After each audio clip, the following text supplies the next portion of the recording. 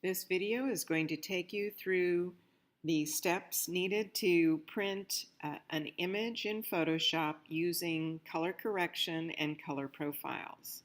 To access the printer, Command P, or you can also use the File command, File, Print.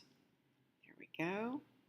And it's going to bring up a dialog box. You're actually communicating with two sets of software here, the printers and Photoshops. I'm going to click, you want to double check that you've selected the correct printer. Click Print Settings. And the first one then is to select the paper size. You actually want to create or utilize a custom size.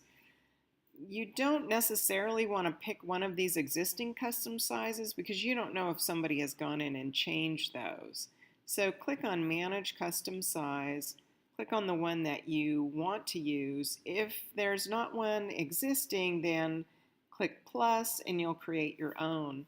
You want to make sure that the margins are listed at 0, and this is going to give you access to the full paper size. Click OK. The next button we go to is Printer Settings.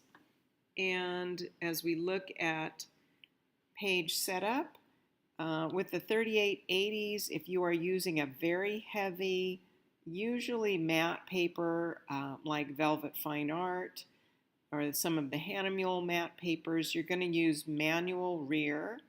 Regular luster paper, you'd use the front.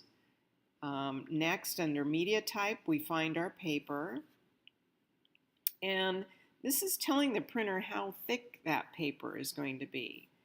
If under Printing Mode or Color Mode, if these are highlighted, then go ahead under Color Mode and select Off.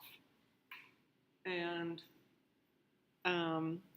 next, you want to select Output Resolution 1440. Check the box High Speed. Don't check the box Finest Detail. This does not mean that your image is going to print with more detail. And if you get this dialog box, just ignore it. Under Color Management, we're going to say Photoshop manages the colors. Under Printer Profile, you're going to find the profile for your printer and the paper. Occasionally, it will also list the ink, whether it's matte ink or glossy ink. Matte ink would be MK, glossy ink would be PK. Then under Rendering Intent, we've been using Perceptual. If you're having problems, you might try the other one we use is Relative Colorimetric.